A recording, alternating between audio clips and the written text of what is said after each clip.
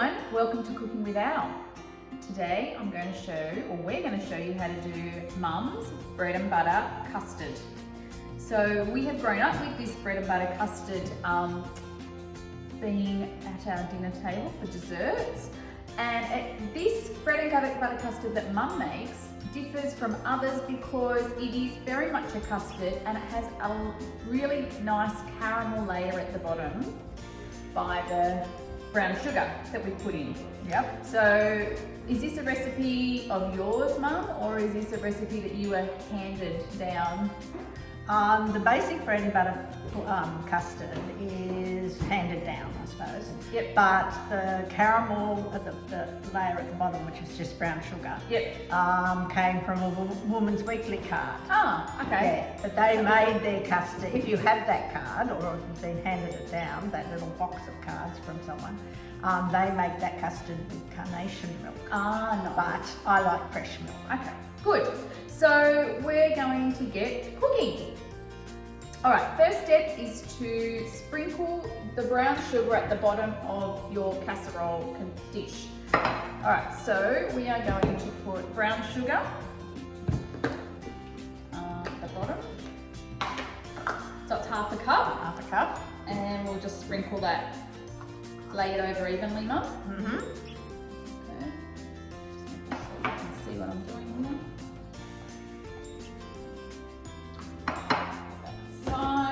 All right, so I'll use the spoon and I'll just lay it out evenly on the spread it out.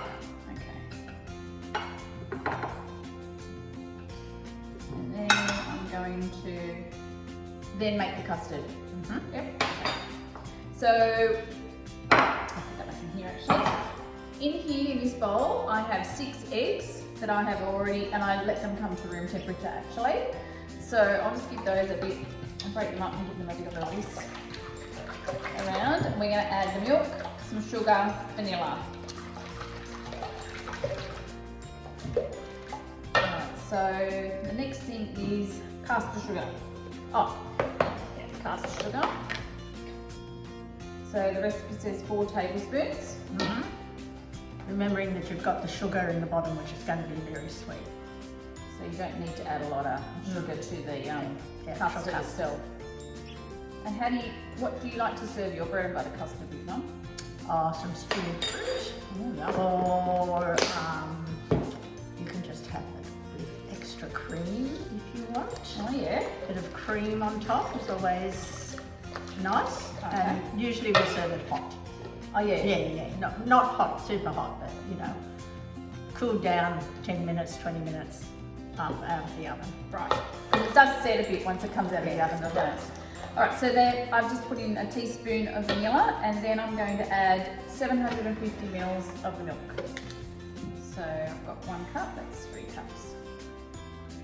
And I'm using light milk. Mm-hmm. You can use full cream milk or lactose free milk.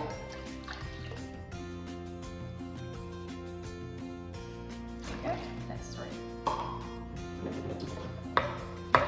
And just give that a light whisk.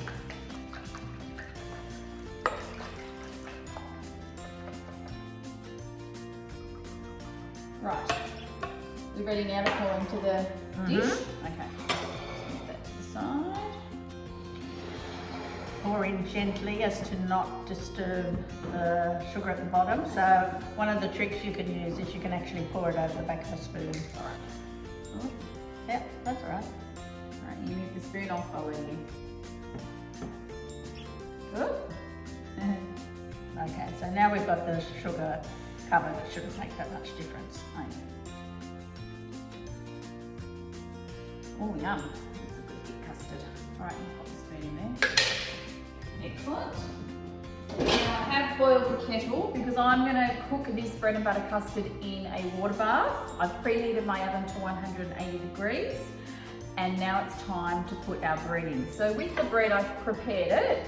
I've just used normal white sandwich bread. I've put a generous amount of butter and a generous amount of jam. And I've used strawberry jam, but you can use raspberry, apricot, blackberry, whatever jam you like. If you're on a diet, you don't need to put the butter. Okay.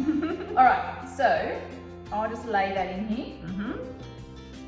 Now the recipe says to dip it in slightly, but I'm not sure quite how to do that. You just sort of, it's just so that the bread crust won't go crisp. So you want them to be a bit soaked. So just press them, I just press them down a little so that the custard is actually soaking into the bread. Oh, okay. Yeah. And if you've got leftover raisin toast bread, you can use that too for this. I feel like it's a brioche. Yeah, use a brioche. Or a panettone at Christmas time. Yeah, that's really decadent. It is. All right, so now I'm going to pop this in the oven on the middle tray, and then I'm going to pour the water from the kettle into the larger baking tray. So you fill up to about halfway. This just helps the custard not to boil. Of course, you want if possible, a nice smooth texture to the custard. We'll see you back here in 30 minutes. Okay, so my bread and butter pudding is ready. The alarm at 40 minutes has gone off, and I'm just about to grab it out of the oven, and I'll put it up here on the bench so you can see what it looks like. It's in a water bath, so you can be super careful at this point in time. So the custard has puffed up a little, and to touch it, it is firm.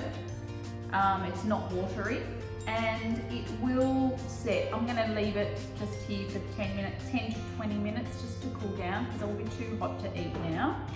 And then I'm going to get Lucy to come and try it for you, because I'm not great on eggs, so she's going to come and give you the taste test. Okay, so we're back and we're ready for the taste test, the moment of truth. I've got Lucy here, she's going to try it. Oh, it's set well. Do you like bread and butter custard, Luce? Mums?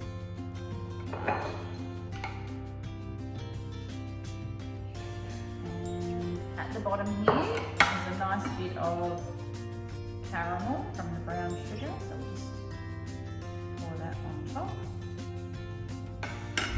Grab a spoon, can you hold that?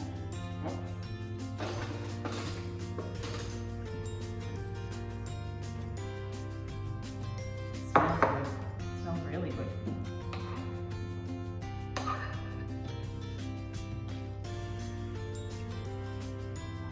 It's hot. It's really good though. Yeah. Is it sweet? Is it sweet from the syrup, or is the egg sweet? Is it eggy?